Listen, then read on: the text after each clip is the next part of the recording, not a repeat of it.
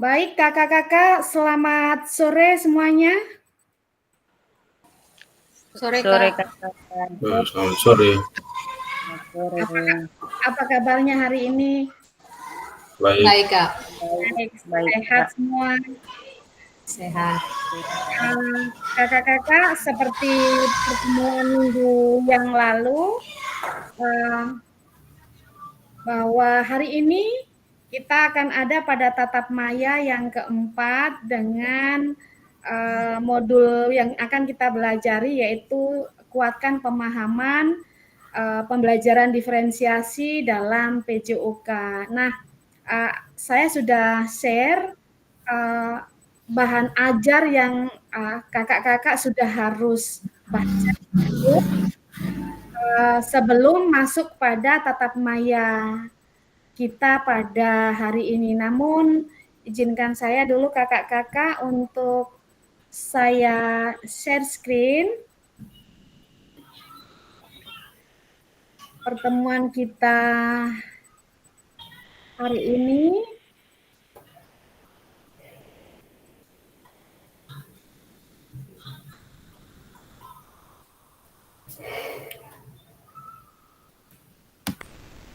Sorry Kak ya, sebentar.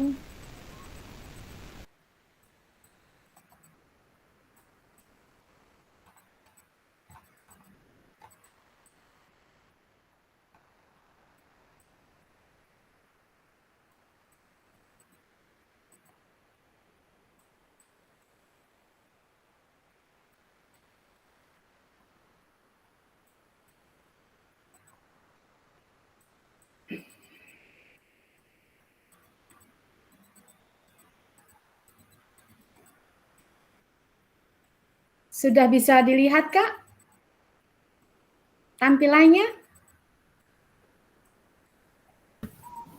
Ya, sudah, Kak. Sudah, Kak. Iya, baik kakak-kakak, bahwa pertemuan kita hari ini akan ada pada modul 1.3 ya kakak-kakak, yaitu tentang pembelajaran PJOK berpusat pada peserta didik. Nah, sebelum kita akan ada di dalam belajar bersama, saya kembali ingatkan kepada kakak-kakak kesepakatan belajar yang harus kita berkomitmen semua bahwa saat pembelajaran kakak-kakak menyalakan kamera. Terkecuali memang kalau di tempat kakak-kakak itu jaringannya memang tidak stabil, boleh off kamera, namun ini nanti diberitahukan. Kemudian ketika ada teman-teman yang menyampaikan hal-hal itu mikrofonnya dimatikan sehingga tidak mengganggu.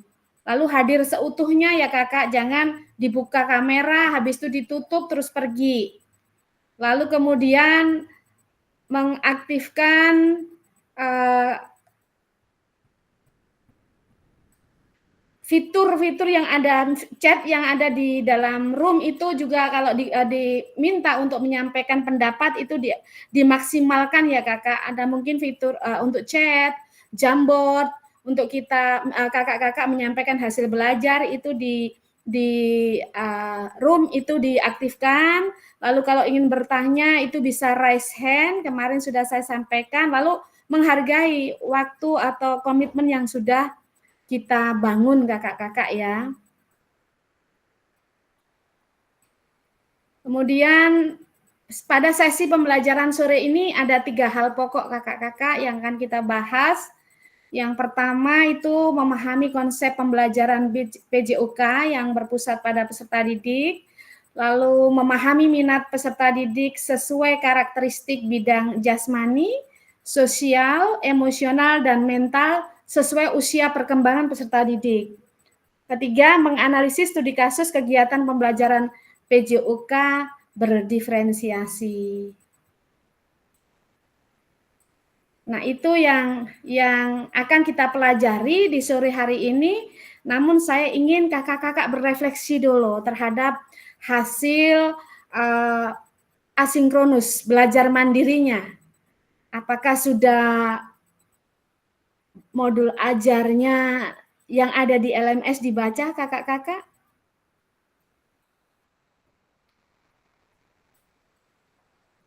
Saya ingin tahu apa saja yang kakak-kakak sudah pelajari tentang prinsip pembelajaran PJUK berpusat pada peserta didik.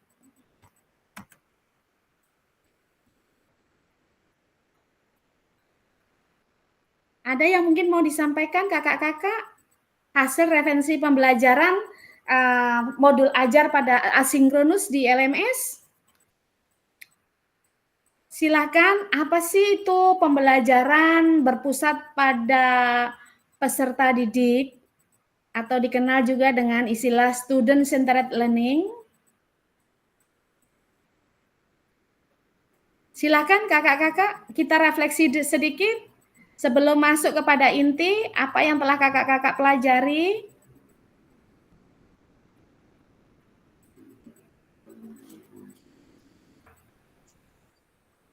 Apa itu? Iya Kak, silakan Kak Silvana. Kak Temin silakan. Ya, terima kasih atas kesempatan yang diberikan. Pertama-tama saya mohon maaf, pertemuan tatap maya kemarin saya tidak bisa hadir karena memang ada urusan keluarga yang memang sangat penting yang memang harus hadir. Tetapi ketika saya sampai di sana, saya mencoba untuk masuk ke room tapi tidak bisa karena mungkin jaringan. Itu yang pertama. Yang kedua terkait dengan apa yang disampaikan, terlebih khusus dengan pembelajaran yang baru disampaikan tentang pembelajaran berdiferensiasi yang lebih berpusat kepada peserta didik. Kalau menurut saya, pembelajaran yang berpusat pada peserta didik itu pembelajaran yang memang sangat menyenangkan. Kalau dibandingkan dengan pembelajaran yang dulu, guru itu dia selalu monoton ceramah. Tetapi ketika masuk dalam pembelajaran berdiferensiasi, itu siswa itu, peserta didik itu dituntut untuk istilahnya aktif dalam mengikuti proses pembelajaran. Seperti contoh, teman sebaya, menjadi tutor sebaya. Peserta didik ada yang menjadi tutor sebaya kepada teman yang lain. Nah, tutor sebaya itu tentang apa? Guru memberikan tugas gerak yang nanti akan disampaikan kepada peserta didik, dan pasti peserta didik itu akan melakukan tugas gerak itu. Nah, semua peserta didik pasti ada yang daya tangkapnya cepat, ada yang belum bisa, tetapi lewat tutor sebaya, mereka bisa membantu teman dalam melakukan atau menyelesaikan tugas gerak yang disampaikan. Itu yang menurut saya yang termasuk dalam pembelajaran yang berdiferensiasi. Terima kasih.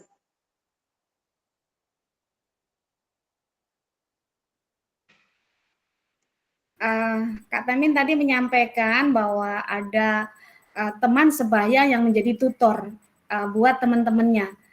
Apakah ini artinya bahwa mereka menggantikan tugas fungsi guru untuk mengajar atau bagaimana, Kak? Oke. Menjadi tutor sebaya artinya mereka membantu untuk seperti berperannya hari itu seperti guru. Jadi istilahnya membantu guru dalam proses tugas yang disampaikan. Misalnya, guru mengajar tidak menggunakan media seperti menggunakan Infocus dan lain-lain. Pasti teman itu yang sangat penting yang menjadi tutor sebaya. Tidak mungkin seorang guru itu dia memberikan tugas ulang-ulang menurut saya. Nah, dengan metode tutor sebaya ini, teman bisa membantu guru untuk menyelesaikan tugas yang tutor sebaya itu artinya membantu guru dalam proses pembelajaran. Ada mungkin yang mau menanggapi apa yang disampaikan oleh Kak Tamin? Silakan tentang konsep bahwa tutor sebaya itu membantu tugas guru dalam proses pembelajaran kepada temannya. Ada yang mau menyampaikan, menanggapi apa yang disampaikan oleh Kak Tamin? Silakan kakak-kakak yang lain.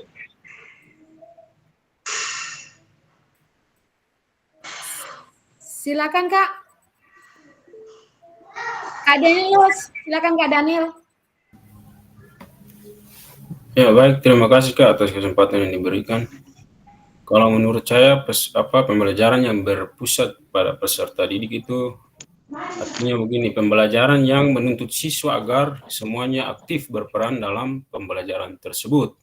Ya, seperti pengalaman contohnya, biasanya ada kemampuan siswa itu berbeda-beda, ya, berbeda-beda dan menuntut untuk kita harus menyediakan media atau apa untuk siswa tersebut. Contohnya dalam pembelajaran PJOK misalnya permainan sepak bola, ada yang dia punya kebiasaan untuk membaca untuk mengetahui apa yang dia pelajari, yaitu untuk membaca.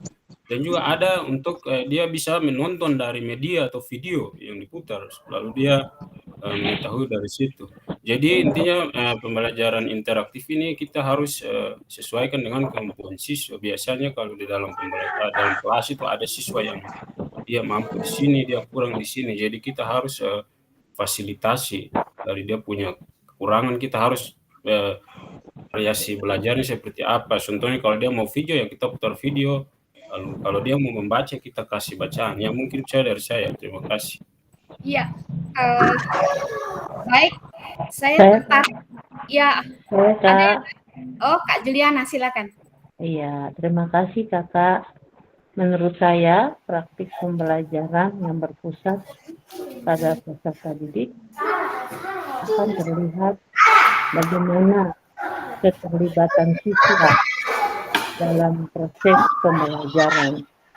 Yang pertama, kita harus membagikan siswa berdasarkan kelompok minat atau keterampilan yang diberikan oleh siswa tersebut.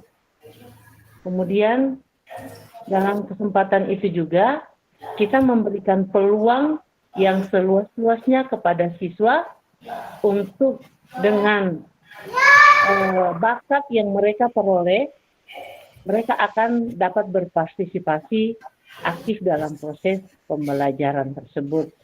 Kemudian seperti pada saat proses pembelajaran berlangsung, setiap peserta didik memiliki kemampuan fisik yang berbeda-beda. Pada saat itu kan pasti kita tahu setiap peserta didik itu kan memiliki kesempatan atau memiliki kemampuan fisik yang berbeda-beda. Untuk itu, di situ kita dapat mengelompokkan siswa agar siswa itu dapat berpartisipasi aktif pada saat proses pembelajaran itu dengan menampilkan kemampuan dan keterampilan yang dimiliki oleh anak-anak tersebut sesuai dengan minat dan bakat yang mereka inginkan. Begitu dari saya, Kakak, kira-kira untuk sementara. Ya, terima kasih. Saya mau dengar lagi, kita tampung dulu ya. Mungkin dari Kak Sep atau Kak Erna, silakan. Kak Feni. Belum, Ibu. Ya, Kak Erna, silakan. Ya, Kak Feni, silakan Kak Feni. Ya Kak, terima kasih Kak. Mungkin dari saya, kalau pembelajaran yang berpusat pada murid itu berarti proses pembelajaran itu dilaksanakan, berarti semua siswa itu terlibat aktif, tidak ada yang pasif. Misalnya dalam pembentukan kelompok itu ada kerja tim, sehingga semua siswa itu dilibatkan secara aktif, tidak ada yang misalnya tinggal duduk-duduk, terlihat pasif. Jadi kalau yang menurut saya, kalau salah mungkin saya minta maaf, kalau menurut saya yang tadi dijelaskan itu oleh teman-teman itu mungkin pembelajaran diferensiasi, ada apa namanya, ada konten, ada proses, ada produk. Tapi kalau yang berpusat pada siswa berarti semua siswa itu terlibat aktif. Yang pembelajaran yang berpusat pada siswa berarti apa namanya, guru sebagai bertugas sebagai fasilitator saja, sedangkan yang melaksanakan itu siswa. Siswa dilibatkan secara aktif. Mungkin itu dari saya, Kak. Ya, lanjut mungkin yang lain. Kak Seth, Kak Erna silakan. Saya sementara belum, Ibu. Saya Oke, baik. terlambat. Kak Erna, ya mungkin Kak Erna.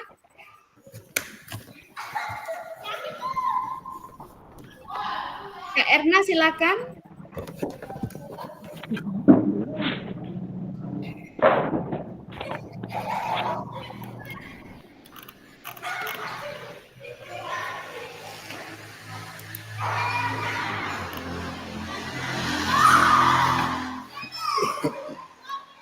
Kak Erna silakan.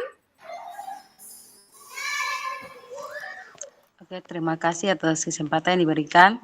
Kalau menurut saya, prinsip pembelajaran yang berpusat pada peserta didik berarti bagaimana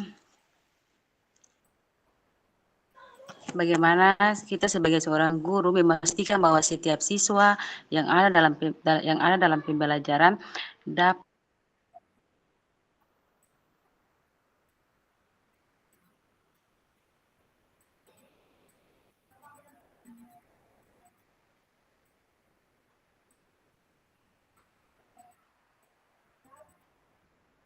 Kak Er.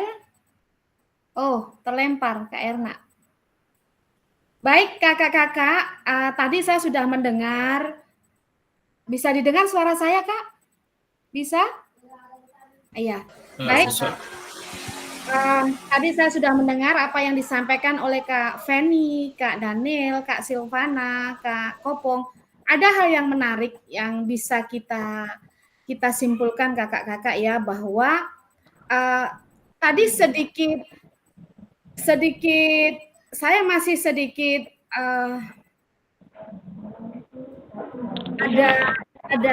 ada yang agak sedikit berseberangan ya dengan apa yang disampaikan oleh Kak Temin, dengan apa yang disampaikan oleh Kak Daniel, dengan yang disampaikan oleh Kak Feni. Disampaikan bahwa pembelajaran yang berpusat pada peserta didik itu adalah di mana peserta didik dituntut aktif dalam proses pembelajarannya dan semua terlibat dalam pembelajarannya. Nah, ini ada sedikit yang menggelitik bagi saya terkait dengan apa yang disampaikan oleh Kak Silvana tadi, bahwa ada di dalam proses pembelajaran menempatkan siswa itu sebagai tutor sebaya. Nah, ketika siswa ini berperan sebagai tutor sebaya, berarti mereka punya esensi, dia tidak belajar apa yang dipelajari temannya, tetapi dia membantu teman yang lain belajar. Nah, ini sedikit kontra menurut saya apa yang disampaikan oleh Kak Feni dan Kak Daniel tadi, bahwa semua siswa harus aktif terlibat di dalam proses pembelajaran yang sesungguhnya.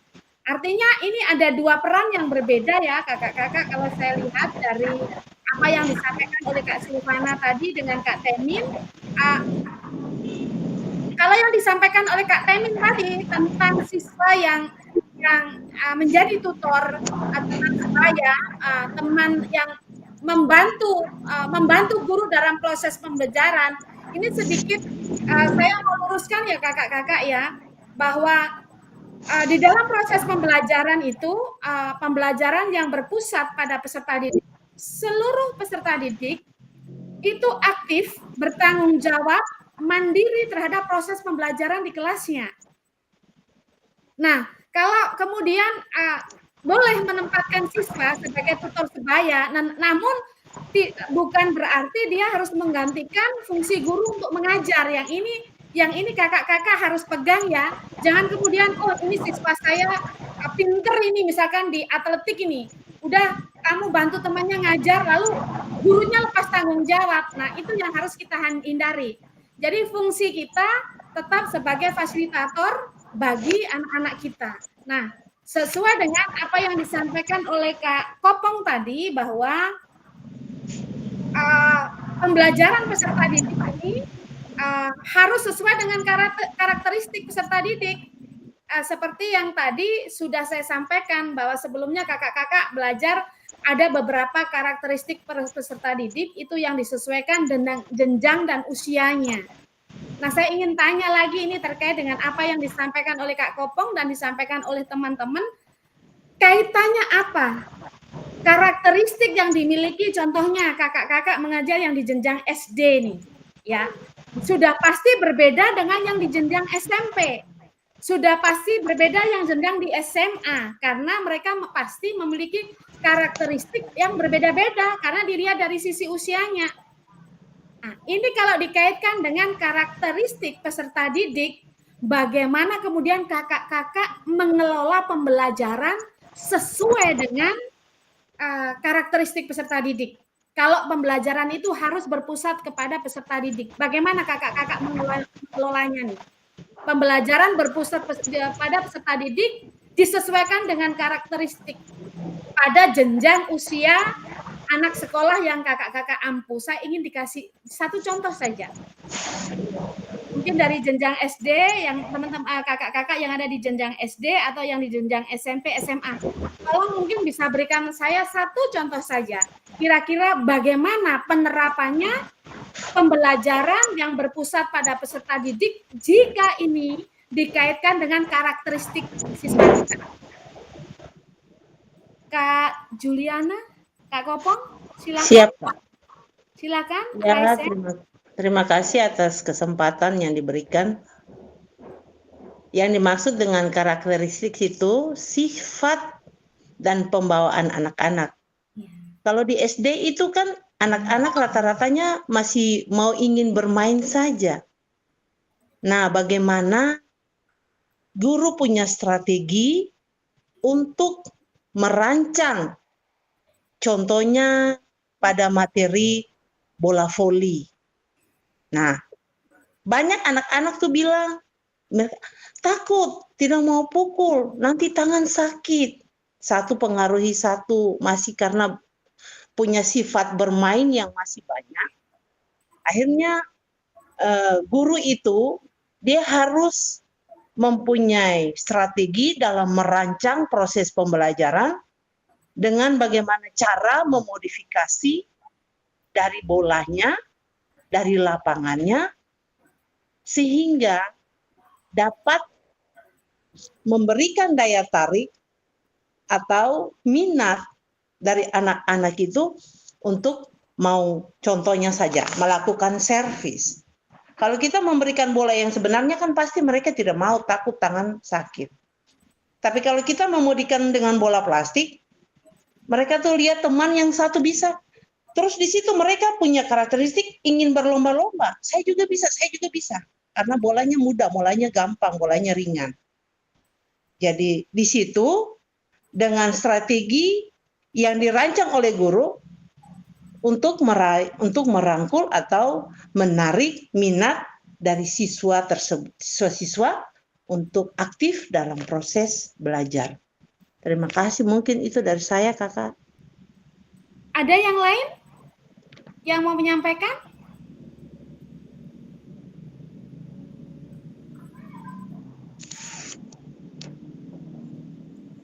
Baik, kakak-kakak, apa yang disampaikan oleh Kak Kopong tadi benar ya, bahwa terkait dengan pembelajaran yang berpusat pada peserta didik tentunya dari perkembangan karakteristik peserta didik kita ini harus kita sesuaikan. Tadi sudah benar dicontohkan bahwa di masa usia anak SD misalkan yang jelas anak kelas 1 pasti beda dengan anak kelas 6 ya.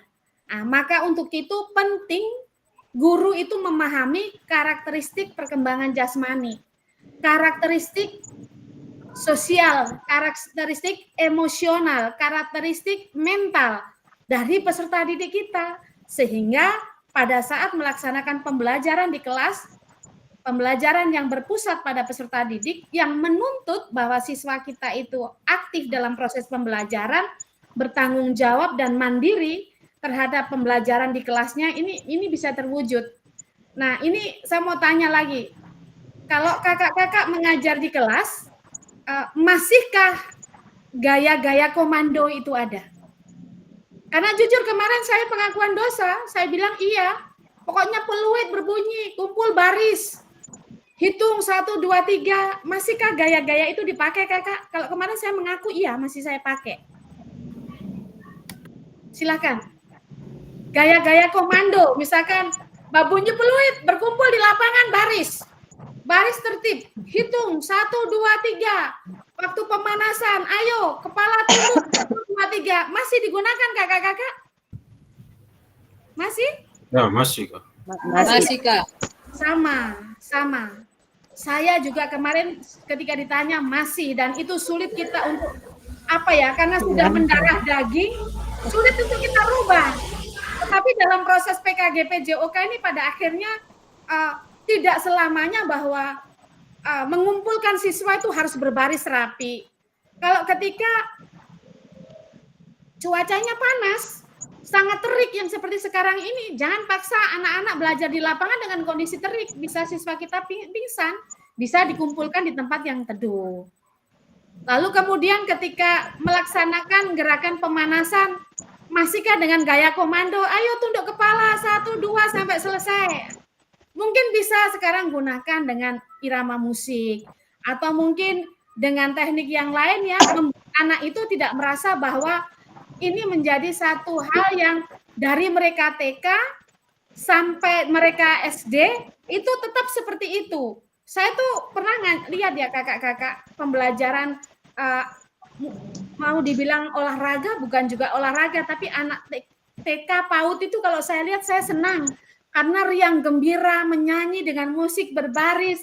Itu padahal kalau anak-anak jenjang SD, SMP, SMA itu juga senang loh. Ini saya buktikan kemarin ketika pemanasan ya, saya mau coba gaya pemanasan saya rubah sesuai dengan hasil pembelajaran dan ternyata itu efektif. Saya pemanasan tidak lagi dengan menghitung, saya putar musik.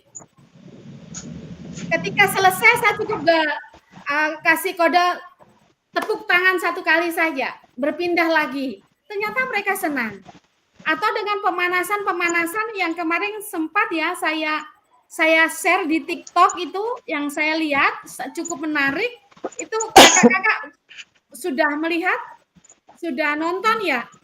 Itu sangat menarik. Sudah. Dan itu bisa menjadi inspirasi buat saya juga kakak-kakak semua bahwa menciptakan model pembelajaran yang membuat siswa itu enjoy, tidak merasa tertekan dengan jam pembelajaran PJOK yang rata-rata sekarang ini banyak tidak disukai karena olahraga identik dengan capek, panas, berkeringat. Tetapi dengan model-model pembelajaran yang sempat kemarin ya saya buka-buka, oh yang begini pasti anak-anak suka saja, lupa dengan jam bahwa mata pelajaran ini berakhir. Demikian kakak-kakak, lalu kakak-kakak saya mau tanyakan, di dalam pembelajaran yang berpusat pada peserta didik ini fungsi guru apa? Tugas guru apa? Yang kakak-kakak bisa amati dari hasil pembelajaran yang sudah dilakukan pada asinkronus. Yang modulnya saya sudah bantu download, saya share di grup. Mudah-mudahan ini tidak lewat begitu saja ya kakak-kakak, nanti dibaca-baca. Apa kira-kira tugas guru? Tugas dan fungsi guru pada pembelajaran yang berpusat pada peserta didik kakak-kakak. Ada yang mau sampaikan? Silakan kakak-kakak.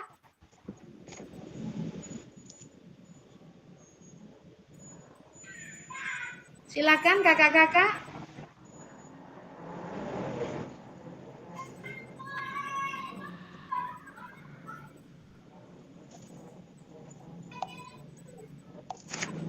Izin kakak-kakak, saya minta kakak-kakak menuangkan idenya. Tugas guru ataupun fungsi guru di dalam pembelajaran yang berpusat pada peserta didik dan apa tugasnya siswa. apa yang dilakukan oleh siswa? Kakak-kakak bisa lihat di kolom chat. Silakan buka di kolom chat. Sudah? Ada link Jamboard. Saya akan share. Mungkin ada yang masih belum bisa kemarin untuk bagaimana menggunakan Jamboard.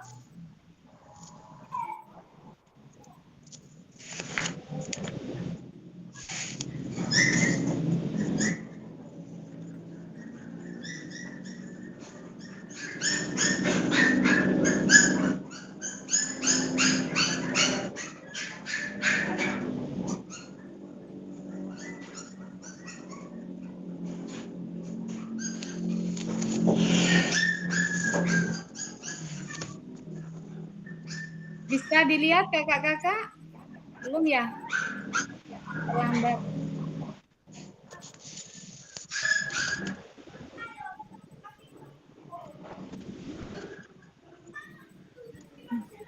Tampilannya belum muncul ya kakak-kakak? Belum, belum. Oke, kita ulang lagi. Oke. Sudah bisa dilihat, Kak?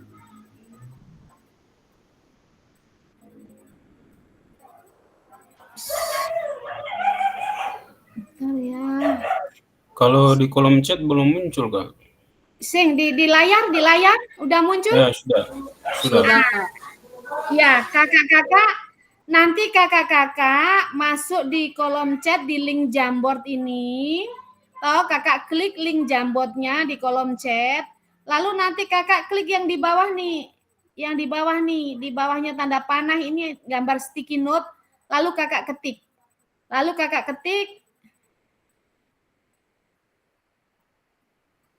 kakak ketik di sana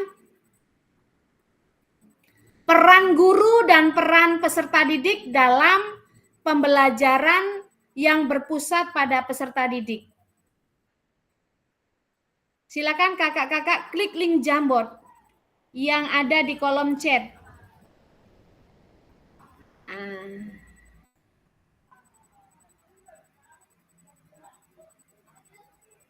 Saya cantakan ya.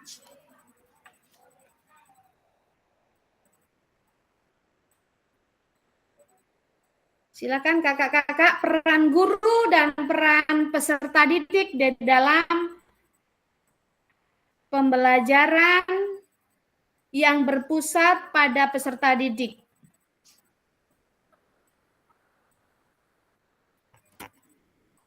Misalnya ini Kak Temin, tulis namanya, langsung di bawahnya peran, kayak gitu ya Kak ya. Langsung saja di bawahnya nanti.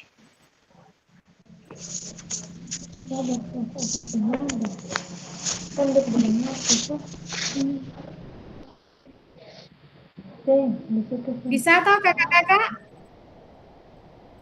Ya, silakan. Supaya saya lihat di sini, silakan peran guru apa dalam pembelajaran yang berpusat pada peserta didik dan peran peserta didiknya apa? Tolong Kak, tuliskan di. linknya belum muncul di kolom chat, Kak. Oh, linknya belum muncul. Iya, ya. Oh, sorry. Ya, oke.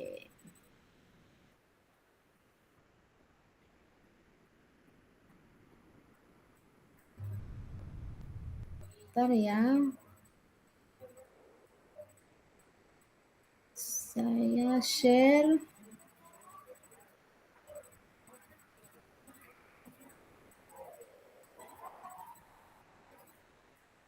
Anyone with link download. Copy link. Oke. Dan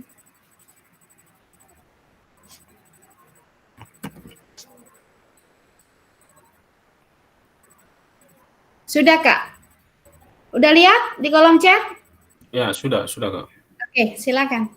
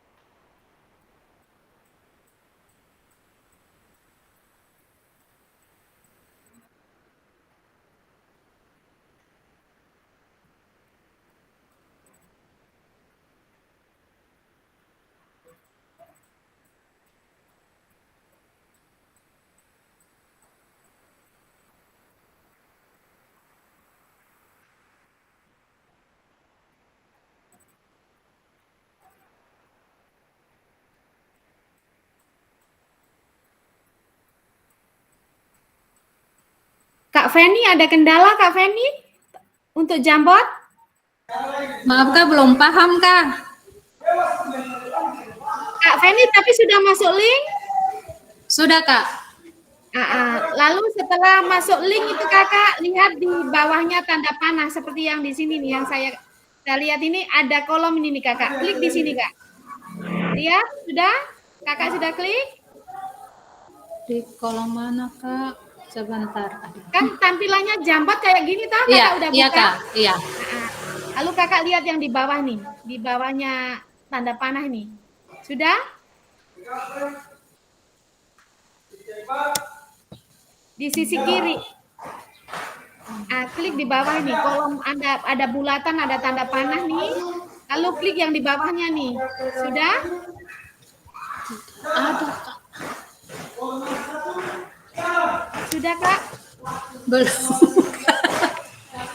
Kak Daniel kesulitan? Ya, mohon maaf lah, di tampilan saya tidak ada itu menu-menu itu seperti ada pena, panah itu tidak ada. Iya Kak, tidak ada Kak, hanya sebentar saya Tidak ada. screenshot aja. Tidak ada, coba ya. Harusnya ada kayak begini Kak. Kakak-kakak, klik di titik 3 itu. Titik 3. Atau kalau kakak-kakak klik di titik 3 sebelah kanan. Lalu mana lagi? Klik 3 sebelah kanan, sudah itu biasanya di atas ada website Jambot. Ada nggak di situ tampilannya kakak-kakak punya?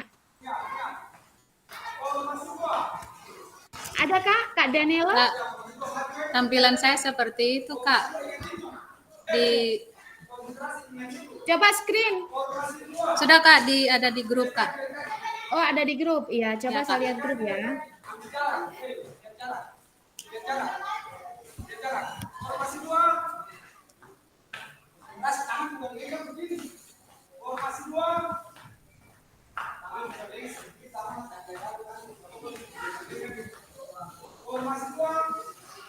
Di grup Kak belum masuk Kak. Oh, sebentar Kak. Belum masuk Kak Feni. Oke, siap Kak. Sudah Kak. Sementara proses. Ya.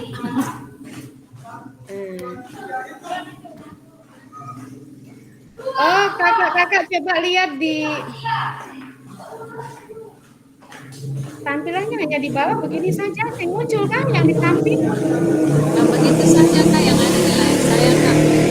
Oke. Untuk sementara ketik di kolom chat dulu kakak. Beta lihat dulu. Coba kakak-kakak lihat yang di titik ini, di titik more option ini di sampingnya yang tanda raise hand itu. Kakak-kakak klik di situ bisa nggak? Kalau di situ habis klik di tanda titik 3 itu ada terbaca di situ whiteboard paling atas, itu berarti kakak klik di situ. Ada nggak kak? Nggak ada ya tampilannya ya? Kemarin kan bisa tuh, Kak Danilo kemarin bisa tuh. Iya Kak, mungkin ini pakai ini juga Kak, aktif ini Kak, berbayar Kak. Oh.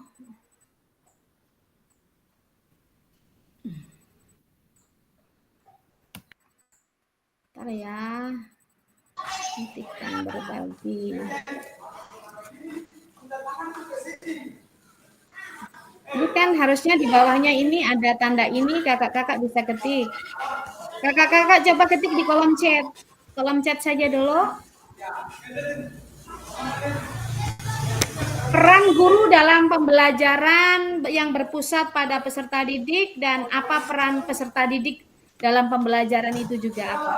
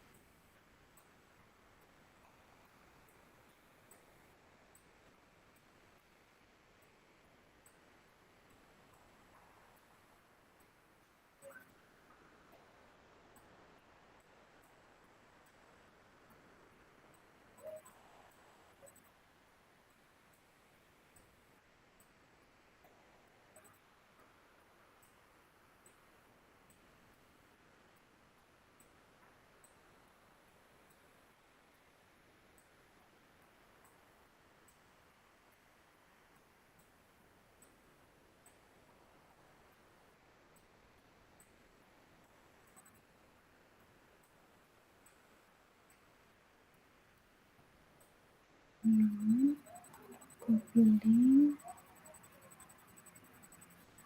Terus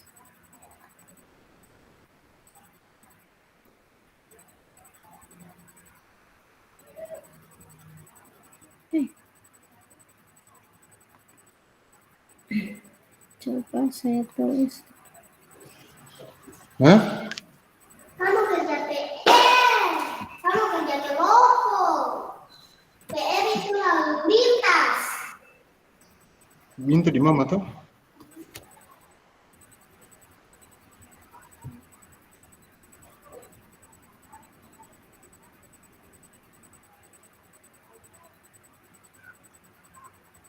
Coba Kak, klik link Jambot yang baru saya kirim. Oke, baik. Oke. Apa peran guru dalam pembelajaran PJOK yang berpusat? Sama saja Kak, tidak ada dia punya itu. Oke. Terus di kolom chat saja Kakak. Sama Kak, sama seperti yang tampilannya sama seperti yang. Oke, iya. Tuliskan di kolom chat saja Kakak.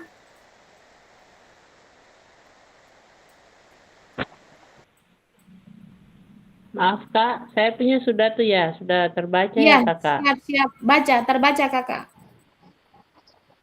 Siap Kak, terima kasih.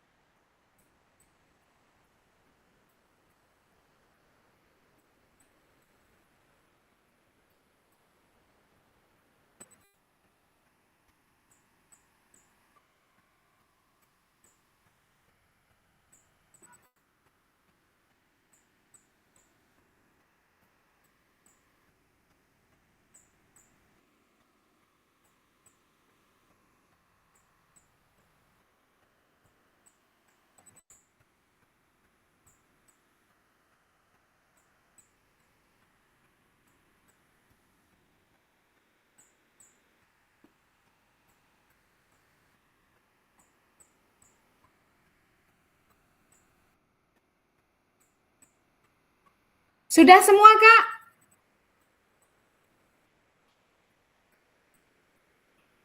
Baik, yang pertama saya berikan kesempatan kepada Kak Kopong, silakan Kak untuk menyampaikan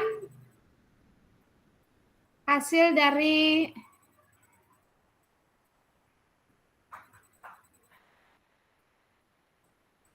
kerjanya.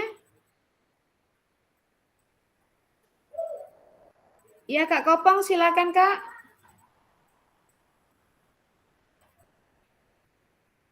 Dibacakan saja Kak, mari Kak, silakan Kak Kopong.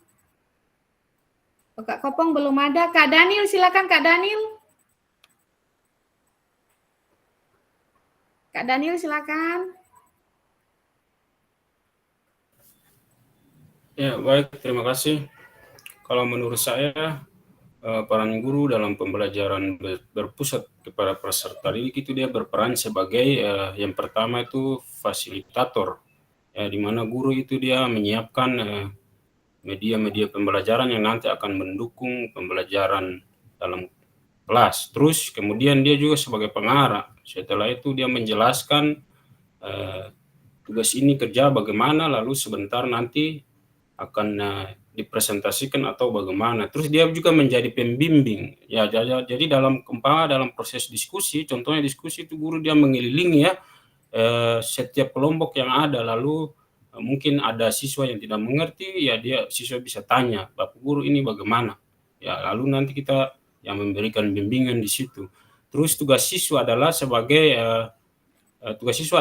membangun kolaborasi dan kerjasama untuk menyelesaikan tugas yang diberikan oleh guru. Ya, mungkin itu saja. Terima kasih. Iya, baik. Terima kasih. Selanjutnya, Kak yang lain? Kak Feni, Kak Silvana, silakan. Kak Erna, silakan. Terkait peran guru dan peran siswa.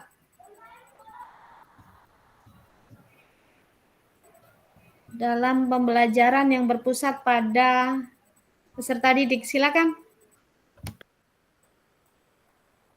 Siapa yang mau menyampaikan? Silakan. Kak Feni, Kak Erna, Kak Reki, selamat sore. Kak Feni, silakan Kak Feni. Oke, terima kasih Kak. Jawaban saya pada pembelajaran student, guru berfungsi sebagai fasilitator, pembimbing dalam proses pembelajaran, sedangkan siswa atau peserta didik sebagai pembelajaran dengan minat dan gaya belajar mereka. Murid juga dapat memecahkan masalah dengan cara berdiskusi seperti tadi yang sudah disampaikan oleh Kak Daniel bahwa mereka bisa ada dalam kelompok untuk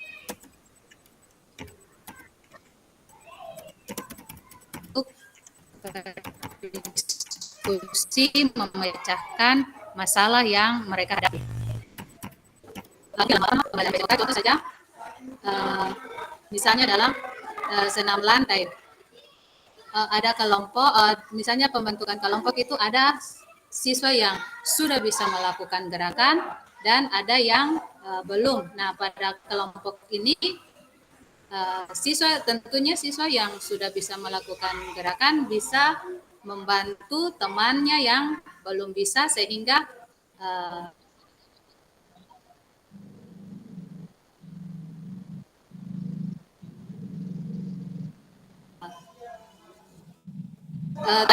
mereka bisa untuk melakukan gerakan yang sama. Mungkin itu dari saya, Kak.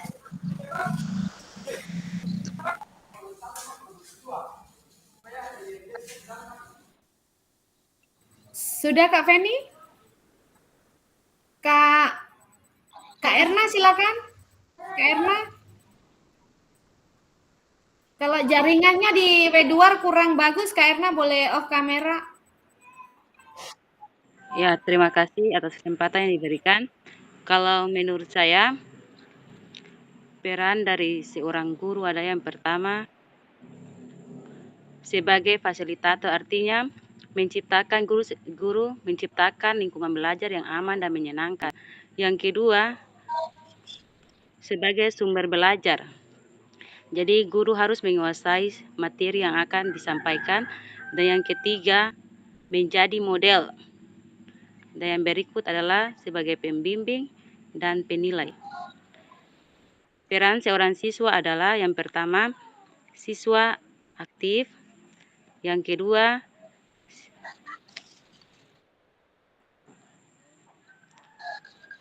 adalah pemecah masalah. Artinya,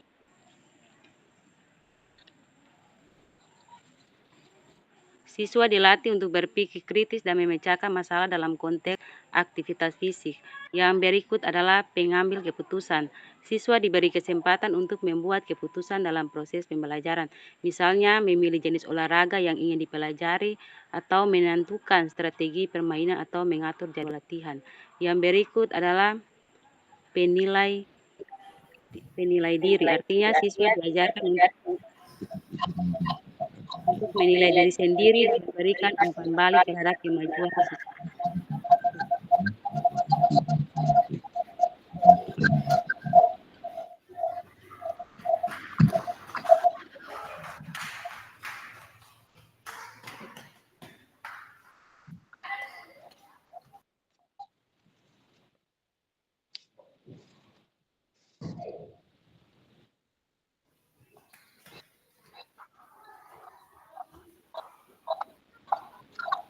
Iya, Kak Erna sepertinya terlempar. Silakan Kak Silvana menyampaikan hasil kerjanya.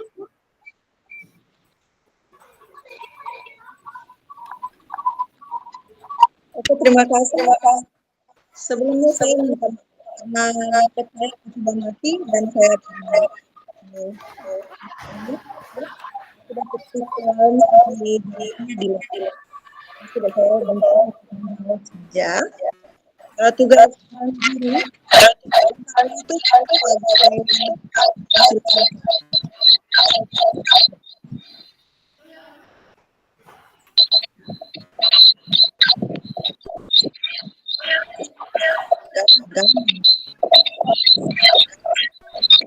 suara saya didengar. Iya, putus-putus Kak. Teman-teman yang lain boleh bunuh mic, boleh Kak? Iya, Kak Reki tolong unmute dulu mikrofonnya. Kak Seth tolong matikan mic-nya dulu. Kak Kopong tolong matikan mic-nya dulu. Kak Silvana silakan. Oke, terima kasih atas kesempatan yang diberikan. Peran guru dalam hal ini yang pertama menurut saya itu sebagai fasilitator yang mana bertugas untuk menyampaikan materi, dan yang kedua sebagai pendidik, mendidik. Artinya dalam hal ini peserta didik itu bukan saja seperti tadi disampaikan, dia banyak memiliki karakteristik yang berbeda-beda, di mana peserta didik itu ada yang, kalau mau bilang bahasa kasarnya, ada yang sangat brutal dalam mengikuti proses pembelajaran. Dengan demikian, guru itu berperan sebagai pendidik untuk mendidik peserta didik yang memiliki karakteristik yang tadi disampaikan. Kemudian yang berikut, guru berperan sebagai yang punya tugas sebagai membimbing mereka.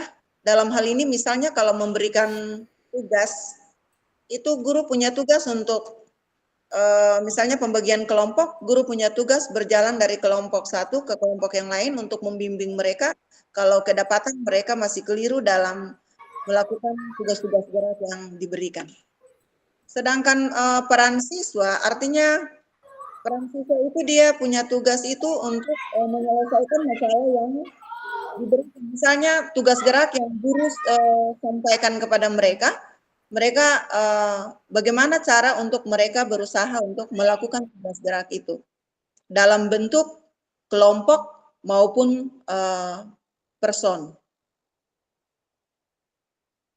Terima kasih untuk sementara itu, Kak. Baik Kak Silvana, lanjut ke Kak Seth. Silakan Kak Seth. Ini pasti Kak Seth bisa menjawab juga nih, peran guru dan peran peserta didik pada pembelajaran yang berpusat pada peserta didik itu kayak apa? Silakan Kak Seth.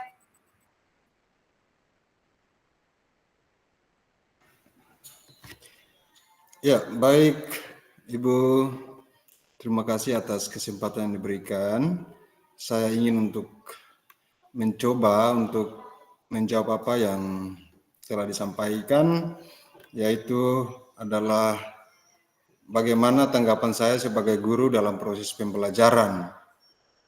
Ya, yang tentunya pastinya yang tadi banyak yang sudah disampaikan oleh teman-teman, saya cuman satu saja untuk menambahkan saja Ibu untuk sebagai model. Artinya guru sebagai model ini jadi satu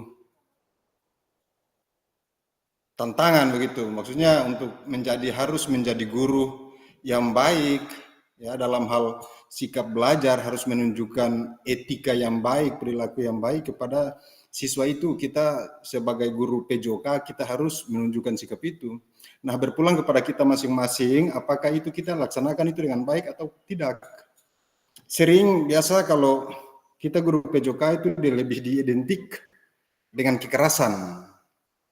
Apalagi guru laki-laki itu, apalagi secara pribadi saya emosi sosial emosional saya itu tidak bisa terpendam ketika melihat ada siswa yang nakal atau ribut. Nah, itu secara pribadi saya tidak suka.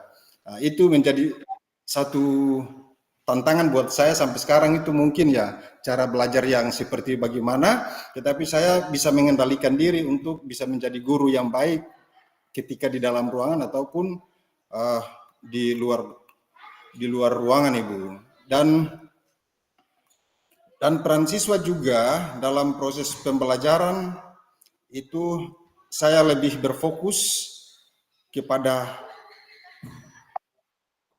mandiri, untuk bekerja secara mandiri dan belajar untuk bertanggung jawab atas pembelajaran yang mereka lalui. Artinya bahwa ada tantangan-tantangan, pemecahan masalah-masalah yang perlu dihadapkan itu, cara penyelesaian seperti apa, dan dia punya solusinya seperti apa, sehingga siswa-siswa itu bisa menjadi lebih berpikir kritis untuk pemecahan satu masalah, Ibu, dalam proses pembelajaran, khususnya PJOK, Ibu. Terima kasih. Ada yang menarik ini yang disampaikan oleh Kak Seth, bahwa ternyata keterampilan kita mengelola emosional kita itu penting di dalam proses pembelajaran, karena kita menghadapi bermacam-macam karakter pada peserta didik kita, dan itu benar ya kakak-kakak. Selanjutnya saya ingin dengar dari Kak Reki Sulaiman. Kak Reki, selamat sore, selamat bergabung Kak Reki. Kak Reki, apa pendapatnya kakak tentang peran guru dan peran peserta didik di dalam pembelajaran yang berpusat pada peserta didik, Kak? Silahkan Kak Reki. Oke, terima kasih. Di sini saya mau menambahkan sedikit saja, karena banyak yang disampaikan oleh teman-teman. Untuk melihat dari peran sebagai seorang guru, kita pasti sudah memahami tentang apa itu konsep dari seorang guru. Guru itu adalah motivasi bagi siswa maupun sebagai seorang pengajar. Guru merupakan sosok yang bisa membentuk suatu watak atau karakter yang dimiliki oleh seorang siswa, serta juga memberikan peran bagi siswa untuk memiliki dan membangun dan membentuk kepribadian. Kita ini kan sudah memahami tentang konsep. Berarti apa yang tadi disampaikan oleh teman-teman semua itu sudah bagus. Jadi kita ini, saya menarik dengan apa yang disampaikan oleh Kakak C tadi. Itu bagus sekali. Nah, kadang-kadang kita ini sebagai guru olahraga ini kadang-kadang emosi kita ini tidak kontrol. Sudah memberikan tugas, memberikan materi kepada siswa atau memberikan praktek, otomatis kadang-kadang siswa itu kadang juga bingung, apa yang diberikan pemahaman juga kadang mereka bingung, makanya kita punya emosi kadang-kadang meningkat. Nah, jadi di sini diharapkan pembelajaran sebagai seorang guru itu harus kita menahan diri agar emosi kita itu tidak melebihi meningkat atau melebihi dari pembelajaran yang kita sampaikan kepada siswa. Peran kita sebagai guru merupakan sosok yang kita membutuhkan untuk membangun dan membentuk kepribadian peserta didik agar bisa menjadi seorang yang berguna bagi dirinya atau bagi dan bangsa. Peran sebagai seorang siswa, peran sebagai seorang siswa ini ya pasti itu adalah tanggung jawab. Tanggung jawab pertama, tanggung jawab yang dimiliki menjadi 3 diantaranya: memahami dan mempelajari materi yang diberikan oleh seorang guru PJOK, serta apa yang kita ajarkan mereka harus memahami, serta tugas-tugas yang kita berikan itu adalah tanggung jawab dari seorang siswa atau seorang siswa. Hal ini yang perlu kita mengajarkan tugas-tugas yang diberikan untuk perkembangan kepada siswa yang selama ini yang saya pelajari. Itu saja Ibu, Kakak. Terima kasih. Iya, makasih Kak Reki. Sangat mengasihkan ya kakak-kakak, kita ternyata punya pengalaman yang nggak jauh beda. Bahwa terkadang ketika berproses pembelajaran bersama peserta didik ini, guru olahraga itu memiliki satu pengalaman yang mungkin tidak dirasakan oleh guru mata pelajaran yang lain, bahwa memang kadang-kadang emosional kita tuh diuji gitu loh. Udah panas, udah di lapangan, udah terik, udah capek, belum lagi anak-anak lagi kadang-kadang susah untuk mengontrol emosi, tapi saya yakin bahwa kakak-kakak pasti bisa mengendalikan. Tetapi saya mau sedikit berbagi cerita nih.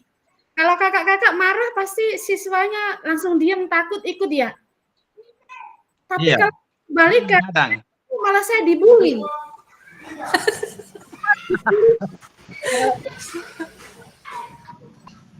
Malah kadang-kadang itu ditiru-tirukan. Saya kadang, kenapa saya bilang saya marah, mereka tertawa. Oh, Ibu, kalau di sini marah nggak bisa begitu, nanti anak-anak malah ketawa. Oh, begitu ya. Tapi kemudian saya memiliki cara marah yang berbeda, yang pada akhirnya mereka tahu bahwa mereka juga harus memahami bahwa karakteristik guru satu dengan yang guru yang lain tuh beda. Jujur, awal-awal dulu tuh saya malah sering kena bully oleh peserta didik ketika saya marah. Karena saya marah, tapi mereka tidak merasa saya marah saya dianggap sesuatu hal yang lucu. Nah, itu terjadi mungkin karena ya dialeknya mungkin ya, kita marah itu nggak bisa keras-keras, tapi ya keterampilan kita sebagai seorang guru harus pinter-pinter kita mengelola perasaan emosional, mengendalikan diri sehingga di dalam proses pembelajaran tuh tidak keluar dari konteksnya kita sebagai fasilitator pembelajaran buat peserta didik. Nah, kakak-kakak terkait dengan tadi yang sudah disampaikan oleh kakak-kakak terkait peran guru ataupun peserta didik dalam pembelajaran yang berpusat pada peserta didik itu udah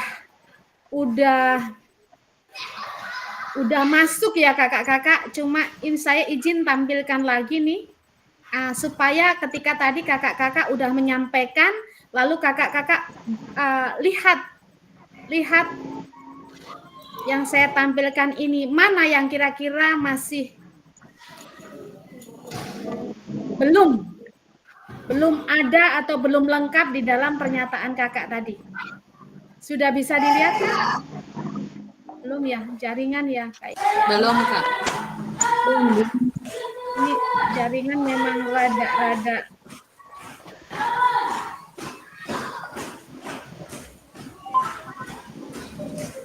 Saya coba berbagi ini lagi.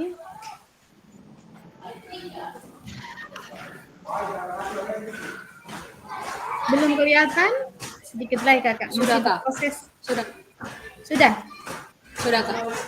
Oke. Kakak-kakak tolong dilihat.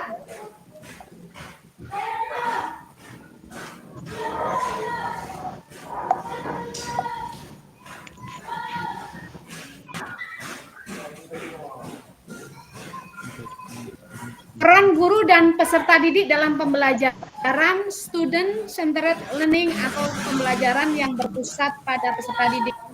Nah, di sini dalam pembelajaran yang berpusat pada peserta didik ini, peran kita sebagai guru di dalam proses pembelajaran tadi udah betul apa yang disampaikan oleh Kak Penny, Kak semua ya, oleh kakak-kakak semua bahwa dalam pembelajaran yang berpusat pada peserta didik ini kita guru sebagai fasilitator dalam proses pembelajaran.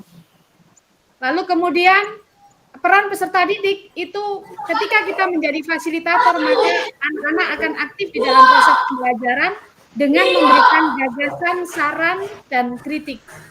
Tadi sudah pas semua yang disampaikan oleh kakak-kakak semua bahwa ternyata terkait dengan pemahaman tentang pembelajaran student centered learning atau pembelajaran yang berpusat pada peserta didik, kakak-kakak pemahamannya saya anggap sudah sangat luar biasa, sudah sangat bagus ya, karena sudah mengenal semua apa yang kakak-kakak tadi sampaikan.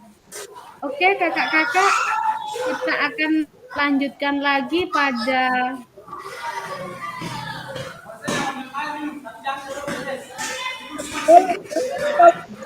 mikrofonnya, Bu Feni. pada Ayo dong. ini kakak-kakak ya. Sudah bisa dilihat kakak-kakak? Ada beberapa model pembelajaran yang merupakan ini adalah jenis-jenis pembelajaran yang berpusat pada peserta didik. Nah, ini di sini ada 9 contoh ya, ada 9 contoh model pembelajaran yang tentunya kakak-kakak bisa memilih sesuai konteks pembelajaran yang ada di dalam kakak-kakak punya kelas. Ada small group diskusi, ada role play and simulasi, discovery learning, self-directed learning, cooperative learning, contextual learning, problem-based learning, collaborative learning, dan project-based learning. Nah, ini adalah model-model pembelajaran yang dia mengacu kepada pembelajaran yang berpusat kepada peserta didik. Nah, nantinya kakak-kakak bisa tentunya memilih disesuaikan dengan kebutuhan belajarnya di kelas.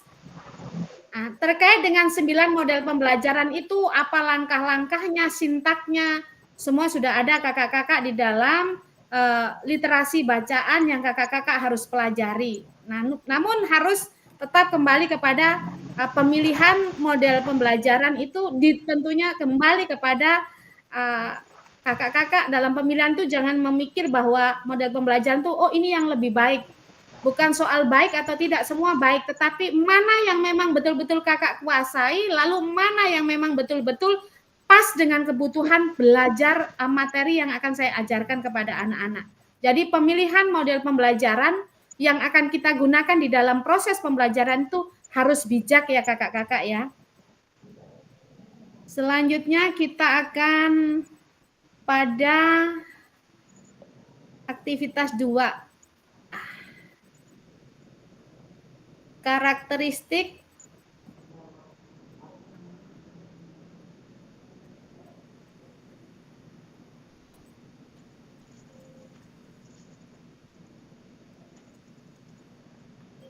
ya, karakteristik perkembangan peserta didik. Apa saja sih karakteristik perkembangan peserta didik yang kakak-kakak pahami? Apa saja kakak-kakak?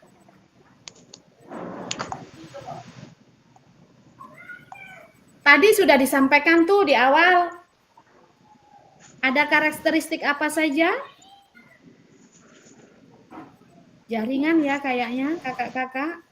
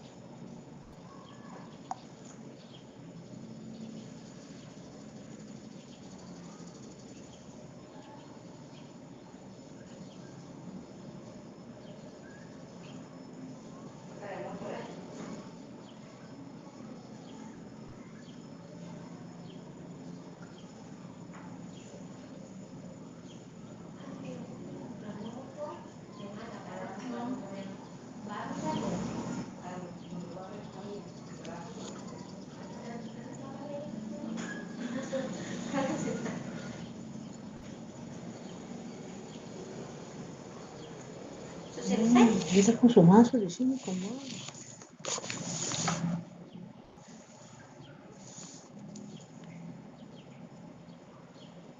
Masuk orang begitu apa Pak? Coba. Oke, pinjam kakun pena bah. Betul di sini bah.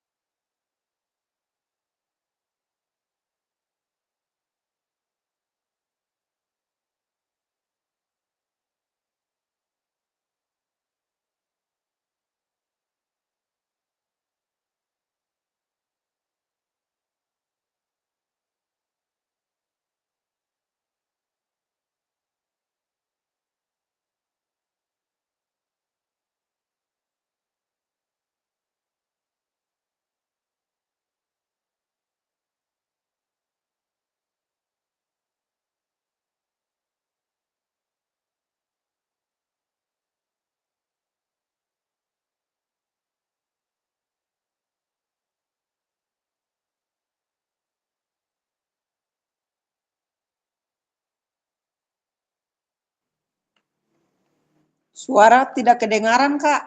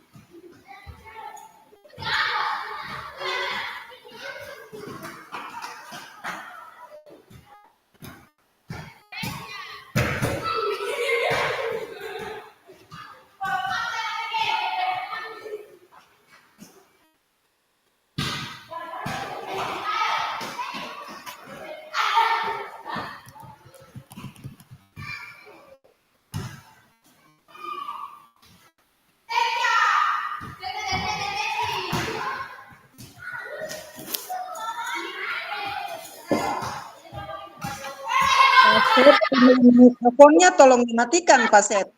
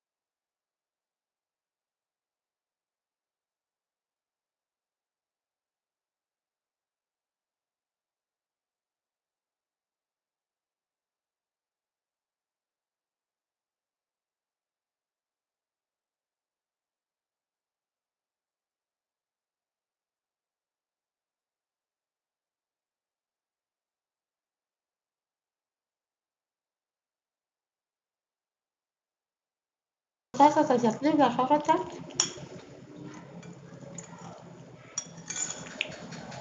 Halo?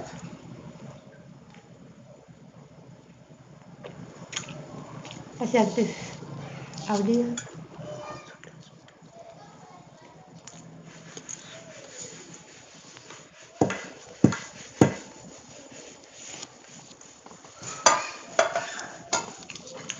Hari itu kakak pulang bosan, Mas?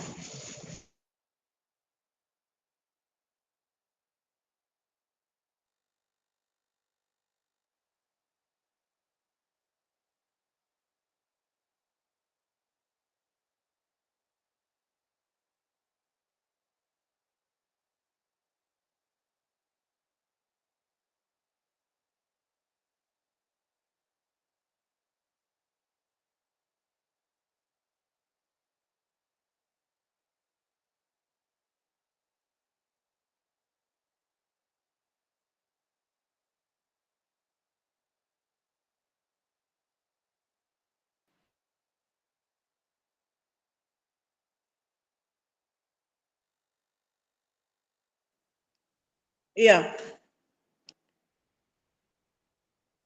Oke, teman-teman, selamat sore semua. Kak, sore. Iya. Teman-teman, tolong on kameranya dikasih on semua.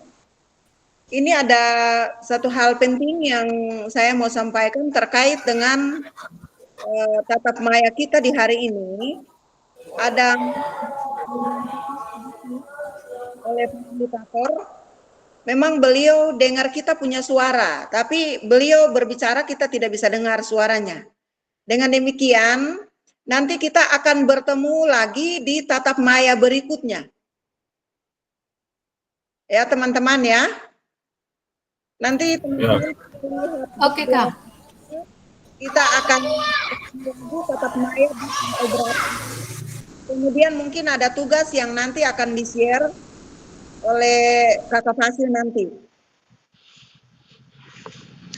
Mungkin ataupun jaringan gangguan, sinyal gangguan. Tapi beliau bicara dengan, kalau kita berbicara beliau dengar sekarang. Tapi untuk beliau berbicara kita tidak bisa dengar suaranya. Itu enak. Iya, karena di sini Kakak Fasil punya lambang mikrofon itu hilang, mungkin pengaturan itu. Iya. Iya, lambang mikrofonnya hilang ini di layar. Kemungkinan. Jadi tadi beliau telepon saya untuk menyampaikan saja, nanti kita tatap maya berikut lagi sesuai dengan jadwal yang sudah ditentukan, dan mungkin pasti ada tugas itu. Kenapa sih Mbak Kudapat untuk tatap muka begitu? Jadi begitu saja ya teman-teman ya. Ya. Ibu Ketua. Kalau tatap muka langsung boleh. Terus yang beliau tidak bisa berbicara. Berarti kita sudah bisa keluar, Kak? Iya. Nanti Siap. lihat saja. Kakak Fasil lagi mengangguk kepala, berarti kita sudah bisa keluar dari Zoom di hari ini.